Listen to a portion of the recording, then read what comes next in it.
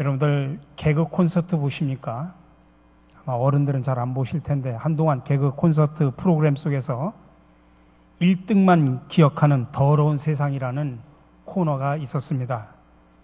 스포츠건 연예인이건 공부건 예술이건 2등은 주목받지 못하는 그런 현실을 풍자한 그런 개그 콘서트입니다. 몇 해 전 이 근방에 있는 삼성그룹이 로고를 바꾸면서 대대적으로 펼친 이미지 광고가 있었습니다. 그 당시에 그 카피는 신문과 방송을 타고서 전 국민의 뇌리에 깊숙이 뿌리 내렸고 온 나라가 오로지 1등만을 위한 무한 경쟁의 장이 되었던 기억이 납니다. 세계 인류 광고에 암스트롱이 달에 첫 발자국을 내딛는 그런 순간의 사진을 실었습니다. 그리고 아무도 2등은 기억하지 않습니다라는 카피 아래다 암스트롱에 이어서 달에 두 번째로 발을 디딘 버즈 올드린은 아무도 기억하지 않는다는 그런 광고였습니다. 광고 시리즈는 계속되었습니다. 아문센의 바로 뒤를 이어서 남극점에 도달한 뒤 전 대원이 비극적 최후를 맞은 스콧이라는 사람을 비교하면서 아무도 2등은 기억하지 않는다라는 광고를 냈습니다. 린드버그보다도 2주 늦게 대서양을 횡단한 체인벌린을 비교하면서도 2등은 아무도 기억하지 않는다는 메시지를 반복적으로 광고를 했습니다. 물론 이 광고는 성공작이었습니다. 그러나 1등만 생존하고 기억된다는 메시지는 1등을 꿈꿀 수 없는 다수의 사람들에게 희망의 메시지가 아니라 절망의 메시지가 될 수밖에 없었습니다. 더욱이 달에 첫 발을 들인 암스트롱은 함께 목숨을 걸고 우주 여행을 한 동료들의 도움이 없이는 발을 디딜 수가 없었습니다. 아문센의 주도 면밀한 성공 못지않게 죽어서까지 전 대원이 그런 동료애와 인간적인 위험을 잃지 않았던 스콧 탐험대에 불굴의 정신을 기리는 사람들에게 아무도 2등은 기억하지 않는다라고 하는 메시지는 거의 언어 폭력적 수준입니다. 이처럼 우리는 1등 지상주의에 묻혀서 살아왔습니다. 그래서 올림픽에 나가서 금메달을 따면 기쁘지만 은메달을 따고 동메달을 따도 막 정말 하늘 날아갈도록 기뻐해야 되는데 다른 나라 사람들은 은메달, 동메달을 따도 세계 2위, 3위인데 그래서 너무 기뻐하는데 한국 선수들은 은메달, 동메달을 따르면 기쁨의 눈물이 아닌 아쉬움의 눈물을 흘리는 것을 우리는 종종 볼 수가 있습니다. 2등은 아무도 기억하지 않는다는 삼성의 광고처럼 우리 시대 1등이 최고의 미덕인 줄만 알았던 그런 시절이 있었지만은 그러나 오늘날은 좀 많이 바꿨습니다. 1인자만큼이나 주목받는 2인자들이 각계각층에서 명성을 날리고 있습니다. 특별히 2인자 활동이 가장 활발한 것이 대중문화입니다. 요즘엔 대중문화에 주연도 중요하지만 주연 못지않게 명품 조연들이 얼마나 많이 있습니까? 그래서 과거처럼 패배의식에 사로잡힌 그런 2인자라는 사고방식이 사라지고 2인자는 곧 개성이 강한 캐릭터로 자리매김을 하고 있습니다. 오늘날 급변한 환경 속에서 조직과 공동체가 생존하기 위해서는 리더 혼자서 모든 것을 다 맡아 할 수가 없습니다. 그러기에는 예측해야 할 변수와 취해야 할 행동이 너무나 많기 때문입니다.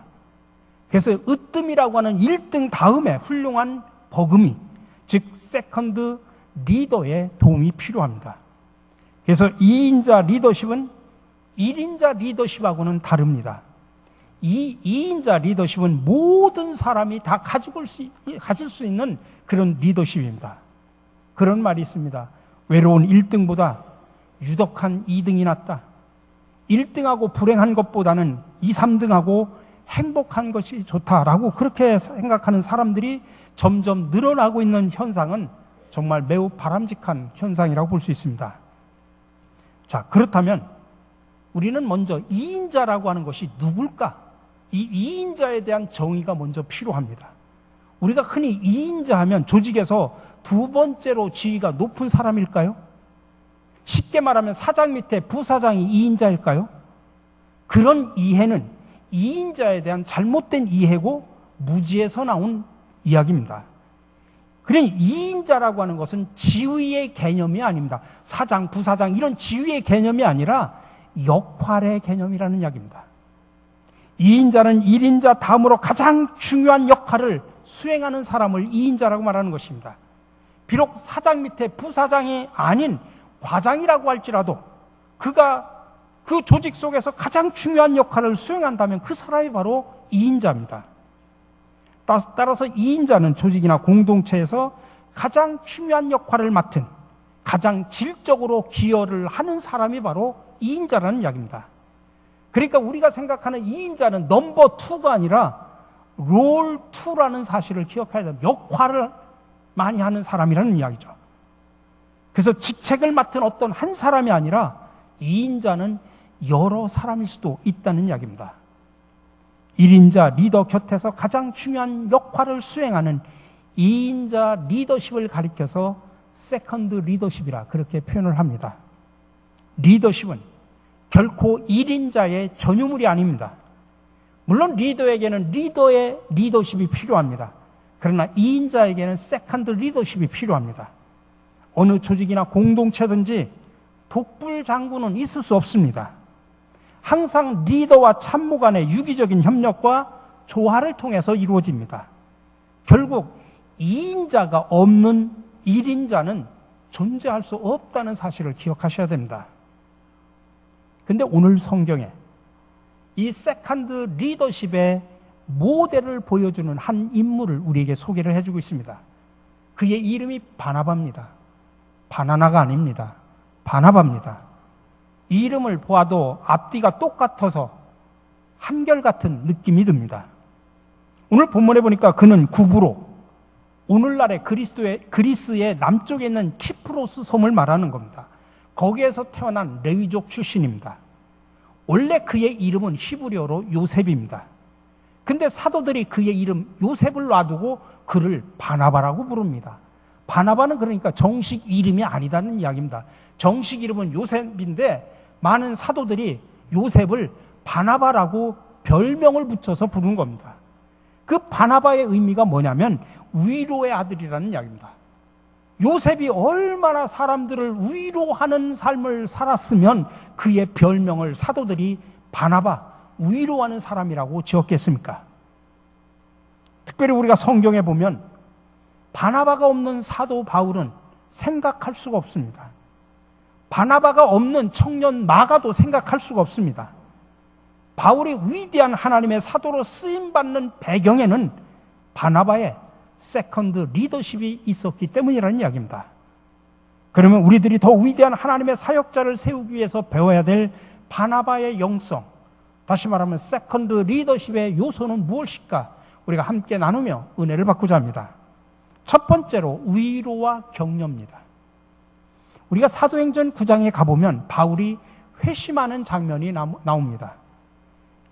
예수 그리스도를 그렇게 싫어하고 그래서 박해했던 철저한 유대인. 근데 그가 다마스커스로 가는 도상에서 예수님을 만납니다. 그리고 거기서 그가 뒤집어집니다. 그리고 예수님을 만나서 인생의 주인으로 모시며 부르심을 받습니다. 자신이 그렇게 부정하던 예수 그리스도가 살아계신 하나님의 아들이라고 전파합니다. 그래서 다마스커스에 입성을 하자 바울은 완전히 뒤바뀌어가지고 이제는 복음을 전하는 자로 바뀌었습니다. 그리스도를 박해하던 자가 하루아침에 그리스도를 전하는 자, 복음을 전하는 자로 바뀌었습니다. 그러자 유대인들이 가만히 있겠습니까? 바울을 죽이려고 합니다. 유대인들의 입장에 보면 철저한 배교자입니다. 바울은 그래서 유대인들의 그 위협을 피해서 아라비아 광야에 가서 3년 동안 경건 훈련을 받게 됩니다. 그리고 나서 사도들과 함께 복음을 전하기 위해서 예루살렘으로 올라옵니다. 근데 예루살렘 교회에 와서 예배를 참석했는데 바울이 있는 거예요. 그 모든 사도들이 그를 쳐다보면서 환영하는 사람이 하나도 없는 겁니다. 아니, 그의 과거의 전력을 너무나 잘 알고 있거든요. 그가 회심하고 왔지만 그를 믿어줄 수가 없습니다. 아니 혹시 우리를 잡아 죽이려고 혹시 위장 전술로 회심한 거 아니야? 그런 의심을 하기도 합니다. 바울은 당시에 예수 믿는 자들을 가장 포악하게 조직적으로 핍박했던 인물입니다. 스데반이 돌로 쳐주 죽음을 당하는 그 순교 현장에 증인으로 참석할 정도로 핍박에 앞장섰던 사람입니다. 그런 사람이 갑자기 개과천선했다고 그리고 복음을 전하는 자가 되었다니 그걸 예루살렘 교회 교인들이 누가 믿어주겠습니까? 이때 그렇게 철저하게 왕따를 당하던 그 바울과 그 제자들, 의심하는 제자들 사이에 연결을 시켜준 사람이 누구냐면 바나바입니다. 바울이 진심으로 회심했고 진정한 그리스도인이 되었다고 하는 것을 보증해 준 사람이 바로 바나바라는 이야기입니다. 바나바는 당시 초대교회 중요한 역할을 했던 사람입니다. 그러니까 다른 사람 말은 안 믿어도 바나바 말은 믿어줍니다. 그 사람이 경건한 사람이었고 그 사람이 많은 사도들로부터 신뢰를 받던 사람이었기 때문에 재산을 팔아서 사도들에게 바쳤던 사람이 바로 바나바입니다. 그래서 바나바 이야기는 신뢰를 합니다. 그 신뢰를 받는 바나바가 왕따당하는 바울을 제자들과 연결을 시켜줍니다. 물론 바나바 입장에서도 바울을 무시할 수 있습니다. 근데 바울을 신원 보증을 해줍니다. 그래서 결국 바울이 예루살렘 교회의 문턱을 넘을 수 있게 되는 것입니다. 그러나 예루살렘에 있는 유대기 교인들은 가만히 있을 수가 없습니다. 성경에 보면 유대교인 40명이 똘똘 뭉쳐가지고 바울을 죽이기 전까지는 우리가 금식을 하겠다. 그래서 바울을 암살 계획까지 세웠던 것입니다. 그러자 할 수 없이 바울은 고향 다소로 내려가서 그곳에서 무려 13년 동안이나 숨어서 지내했습니다. 지금 예수를 만나고 막 가슴이 뜨거웁니다. 복음을 전파하려고 가슴이 뜨거워졌던 바울이 어느 날 낙향해가지고 아무 일도 없이 13년 동안 치과하고 있는 겁니다. 그러다 보면 그의 열정도 그의 꿈도 시들어 버릴 수 있는 상황입니다. 이제 모든 것이 다 끝났다고 자포자기할 바로 그 시간에 그의 이 새로운 인생길, 그의 목회자의 길을 이끌어준 사람이 누구냐면 바나바입니다. 안디옥 교회 최고의 책임자였던 바나바가 아무런 목회 경력도 없는 바울을 자신의 동역자로 부른 겁니다. 요즘 말로 하면 신학교를 갓 졸업하고 저 13년 동안 저 시골 구석에 처박혀 있던 청년을 불러다가 나의 동역자로 같이 일을 하자, 그렇게 부른 거나 마찬가지입니다. 뿐만 아니라 안디옥 교회가 최초로 이방의 선교사를 파송할 때 바울을 천거합니다. 그래서 바나바와 바울이 최초로 선교사로 안수를 받고 세계 선교의 첫 발을 내딛게 됩니다. 이렇게 바울에게 있어서 바나바는 그의 인생의 가장 중요한 길목에서 그를 이끌어준 절대적인 존재입니다. 만약 그런 바나바가 없었다면 바울은 결코 초대교회의 위대한 지도자가 될 수가 없었습니다. 그러므로 초대교회 1인자로 세계 선교를 했던 바울의 리더십은 바로 그를 선교 역사의 무대 위에 세워준 바나바의 세컨드 리더십이 있었기 때문에 가능했다는 이야기입니다. 이렇게 바나바는 위로와 격려의 사람, 무너져서 절망했는 사람들을 세워주는 사람이었습니다. 그래서 왕따 당했을 때 바울을 위로해주고 격려해주고 신원 보증을 서주면서 그를 세워줍니다. 이런 바나바의 위로와 격려의 리더십이 바울을 위대한 사도로 만들게 된 것입니다. 오늘도 하나님은 저와 여러분들에게 이렇게 말씀하십니다. 이사야 40장 1절 말씀입니다. 너희의 하나님이 이르시되 너희는 위로하라. 내 백성을 위로하라. 그렇습니다. 우리 주변에도 절망 가운데 쓰러지고 넘어진 사람들이 많이 있습니다. 상처, 아픔으로 넘어진 사람들이 많이 있습니다. 왕따 당하는 사람들도 있을 것입니다. 그런 사람들을 찾아가서 여러분들도 바나바 같은 그런 위로자가 되시기 바랍니다. 20세기 최고의 영성가라고 하는 헨리 나우에는 이런 우리의 소명을 상처받은 치유자라 그렇게 표현을 했습니다. 아니, 그는 예수님의 삶 자체가 상처받은 치유자였다라고 그렇게 묘사를 했습니다. 여러분, 예수님을 보십시오. 모든 사람들로부터 멸시와 천대와 조롱을 받았습니다. 아니, 가족으로부터도 거절받았고 제자들로부터는 배신을 당했습니다. 십자가에서 모진 고통을 당하셨고, 아니 마침내는 십자가에서 죽을 때 하나님으로부터도 버림받은 것 같은 그런 상처를 받으셨습니다. 아니, 예수님의 삶 자체가 이렇게 상처투성이의 삶이었습니다. 그러나 주님은 당신이 받았던 그 많은 상처 때문에 사람들을 원망하거나 불평하지 않았습니다. 아니, 스스로 자학하지도 않았습니다. 오히려 자기가 너무나 많은 상처를 받았기 때문에 지금 상처받은 수많은 사람들의 그 아픔을 누구보다도 더 잘 압니다. 그래서 그들을 가슴으로 끌어안고 치유하시는 분이 되어주신 것입니다. 온 인류의 상처를 홀로 체험하신 그분이 온 인류의 상처를 치유하는 위대한 치유자가 되어주셨던 것입니다. 저와 여러분들도 인생을 살아가다 보면 수많은 상처를 받습니다. 근데 바로 그 상처가 여러분 사명임을 깨달으시기 바랍니다. 내 아픔이, 내 눈물이 나의 사명임을 깨닫고 상처받은 치유자가 되시기를 간절히 바랍니다. 그러므로 지금 내가 겪고 있는 이 아픔과 고통은 하나님의 특별한 사명을 이루기 위한 하나님의 은총임을 기억하시기 바랍니다. 내가 남보다 많은 아픔과 상처가 있다면 여러분 그것 때문에 절망하지 마시고 그것조차도 하나님께서 주신 은총이라고 받아들이시기 바랍니다. 그래서 그 아픔과 상처를 끌어안고 내가 그렇게 아파해봤기 때문에, 내가 그런 상처를 입어봤기 때문에 똑같은 상처와 아픔을 당하는 이웃들을 위로할 수 있습니다. 그런 사람들을 위로하라는 하나님의 뜻으로 받아들이시기 바랍니다. 내 아픔이, 내 눈물이 바로 또 다른 사람을 위로하라고 하는 성령의 음성으로 들으시고 또 그것이 나에게 주어진 사명임을 깨달으시기 바랍니다.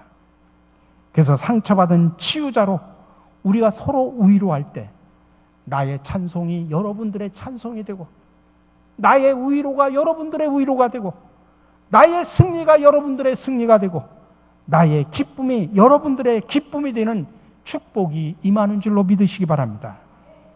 테레사 수녀는 이런 말을 했습니다. 가장 큰 질병은 결핵이나 나병이 아닙니다. 아무도 돌아보지 않고, 아무도 위로하지 않고, 아무도 사랑하지 않고, 아무도 필요로 하지 않는 것, 이것이 가장 무서운 병입니다. 세상에는 빵이 없어서 죽어가는 사람도 많지만 작은 사랑이 없어서 죽어가는 사람이 더 많습니다. 그래서 사랑의 반대말은 미움이 아니라 무관심이라고 표현하죠. 그렇게 한 사람의 너무나 작은 것이라고 할지라도 따뜻한 위로와 사랑이 한 인생의 운명을 바꿔놓을 수 있는 것입니다. 우리 사랑하는 성도 여러분, 우리가 바나바의 영성을 가지고 많은 사람들을 위로하고 격려할 때 그곳은 사막이 오아시스로 변하게 됩니다. 위로와 격려가 있는 곳에 미움과 질투와 원망과 불평은 사라지게 됩니다. 위로와 격려가 있는 곳에 용서와 사랑이 넘치게 됩니다. 여러분, 위로와 격려가 있는 가정은 평안하고 행복합니다. 아니, 위로와 격려가 있는 교회는 자연히 부흥할 수밖에 없습니다. 보혜사 성령님은 오늘도 우리를 위로해 주시려고 우리 곁으로 찾아오셔서 우리를 도와주십니다. 그리고 우리를 향하여 또 다른 사람의 눈물을 닦아주는 상처받은 치유자가 되라고 말씀하십니다. 이것이 바로 바나바의 영성입니다. 두 번째로는 세컨드 리더십은 배려입니다. 여러분, 예수님은 평생을 사시면서 주로 약한 자들을 많이 배려하셨습니다. 예수님이 인간의 몸을 입고 가장 낮은 곳으로 오신 성육신 사건이야말로 인간을 향한 하나님의 최고의 배려였습니다. 예수님은 공생의 삶 속에서도 언제나 가진 자, 권세 있는 자의 편이 아니셨습니다. 항상 불쌍한 영혼들을 생각하셨고 그늘진 곳에서 소외되고 살아가는 그런 약한 사람들을 배려하셨습니다. 그렇기 때문에 우리도 하나님을 섬기고 예수 그리스도를 믿는 그리스도인이라고 고백한다면 마땅히 배려하는 자가 되어야 합니다. 하나님을 사랑한다고 하면서 남을 배려하지 못한다고 하면 그것은 거짓입니다. 예수님을 사랑한다고 하면서 자기 중심적인 이기심에 빠져 있다면 그건 역시 초보 신앙입니다. 예수님을 닮은 사람들은 반드시 약자를 배려해야 됩니다. 그래서 역사적으로 위대한 인물로 추앙받는 사람들의 공통점은 약자를 배려하는 따뜻한 마음이 있었다는 이야기입니다. 성자로 추앙을 받던 성 프란시스의 이야기가 많이 알려져 있습니다만 한 번은 사랑하는 제자들과 함께 금식을 했습니다. 근데 금식하는 도중에 제자들을 데리고 시장을 지나가고 있는데 갑자기 어떤 한 제자가 몰래 죽을 먹다가 다른 제자들한테 들켜버렸습니다. 그러자 막 다른 제자들이 그 제자를 비난하면서 스승한테 프란시스에게 막 이야기를 하면서 흥분합니다. 아니, 어떻게 우리가 금식을 하고 있는데 죽을 먹을 수 있습니까? 저런 제자를 어떻게 그냥 놔둘 수 있습니까? 혼내줘야 됩니다. 그 이야기를 들은 프란시스는 자기가 그 옆에 가서 옆에 있는 죽 한 그릇을 벌쩍 들더니 그 죽 한 그릇을 다 먹어버렸습니다. 그리고 나서 야, 이 죽이 너무나 맛있구나. 여러분, 만약에 프란시스가 죽을 먹다 들킨 그 제자를 나무랬다면 그 제자는 평생 왕따로 살았을 것입니다. 그러나 프란시스는 곤경에 빠진 그 제자를 위해서 스스로 규율을 어긴 것입니다. 이게 바로 성 프란시스의 약자를 위한 배려였던 것입니다. 우리는 오늘 한 사람의 약자에 대한 배려가 얼마나 놀라운 역사를 일으킨가를 봤습니다. 역사학자 아놀드 토인비는 그런 말을 했습니다. 사도 바울이 로마의 발을 디뎠을 때 로마의 역사는 새롭게 시작되었다. 그렇게 말할 정도로 사도 바울의 영향력이 대단했다는 이야기입니다. 사도 바울로 인해서 마침내 로마는 세계 복음의 전초 기지가 되었고 그 복음이 유럽으로 미국으로 건너가서 한국 땅까지 그리고 우리까지 그 복음의 씨앗들이 자라서 열매를 맺게 된 것입니다. 엄청난 하나님 나라의 역사가 나타난 것이죠. 결국 배려의 사람, 바나바 한 사람의 그런 사랑의 수고와 배려가 이렇게 상상하기 힘든 하나님의 기적을 일으켰다는 것입니다. 이게 바로 배려의 힘입니다. 여러분, 이 세상에 독불장군은 없습니다. 오직 한 사람의 탁월한 능력으로 어떤 조직이나 공동체가 든든하게 세워갈 수 없습니다. 여러분, 성경을 보십시오. 모세 곁에 세컨드 리더십을 가졌던 사람이 바로 아론과 홀이었습니다. 다윗 곁에는 생명을 걸고 다윗의 명령에 순종하는 충성스러운 세 장수가 있었습니다. 엘리사 곁에는 엘리야 선지자가 있었습니다. 바울 곁에는 바나바뿐만 아니라 디모데도 있었고 의사 누가도 있었고 정말 재산을 내놓고서라도 바울을 따랐던 충성된 부부 아굴라와 브리스길라도 있었습니다. 이런 보이지 않는 세컨드 리더들이 있었기 때문에 사도 바울은 위대한 사도가 되었던 것이고 세계 선교를 감당할 수 있었습니다. 오늘날 역시 세상은 사도 바울처럼 위대한 일인자를 찾습니다. 그러나 위로와 격려, 배려의 사람 2인자였던 바나바가 없었다면 위대한 사도 바울은 존재할 수 없었다는 사실을 기억하셔야 됩니다. 그러니 저와 여러분들 모두 이 바나바의 영성, 세컨드 리더십을 배우시기를 바랍니다. 그래서 항상 위로와 격려의 사람, 약한 사람들을 배려할 줄 아는 세컨드 리더십을 지닐 때 비로소 위대한 믿음의 영웅들이 나오게 되는 것입니다. 그러므로 이제 우리 안에 있는 이기적인 생각들을 여러분 내려놓으시기 바랍니다. 우리 교회에서 나 아니면 안 돼. 여러분, 이기적인 생각입니다. 나보다 열정 있고 나보다 능력 있는 사람이 있으면 그 사람을 인정하고 존중해야 됩니다. 그 사람을 시기하고 질투의 대상으로 삼지 말고 그 곁에서 더 잘하도록 격려하고 배려하시기 바랍니다. 오늘 우리에게는 바나바와 같은 용기 있는 세컨드 리더가 필요합니다. 내가 좀 희생해서 더 좋은 하나님의 일꾼이 세워질 수 있다면 기꺼이 자신을 내려놓을 수 있는 그런 용기가 우리에게 필요합니다. 바로 그런 위로와 격려, 배려를 통해서 사도 바울과 같은 위대한 하나님의 리더들이 이 교회를 통해서 나타날 수 있는 것입니다. 그러니 바나바처럼 세컨드 리더십을 가집시다. 그리하여 바로 나를 통하여 우리 공동체 안에 생명을 살리고 사랑을 나눌 수 있는 탁월한 리더들이 더 많이 세워지기를 주님의 이름으로 간절히 축원합니다. 사랑의 주님, 우리 주변에는 상처와 아픔으로 신음하는 사람들이 너무나 많이 있습니다. 아니, 오히려 나 때문에 당한 이웃의 상처와 아픔을 우리는 외면하며 살아왔습니다. 이 시간 우리를 먼저 치유하시고 회복시켜 주시옵소서. 그리하여 비록 우리도 상처와 아픔으로 힘들지만 그들을 위로할 줄 아는 상처받은 치유자들이 되게 하여 주시옵소서. 우리는 하나님을 사랑한다고 말로는 수도 없이 고백하고 또 말하지만은 남을 향한 배려는 마음과 행동이 미약할 때가 너무나 많이 있었습니다. 예수님을 사랑한다고 말하지만 자기 중심적인 이기심에 빠져 살아갈 때가 참으로 많았습니다. 이러한 우리들의 모습을 치유하시고 회복하셔 이웃을 배려하고 세워주는 바나바의 영성, 세컨드 리더십을 갖게 하여 주시옵소서.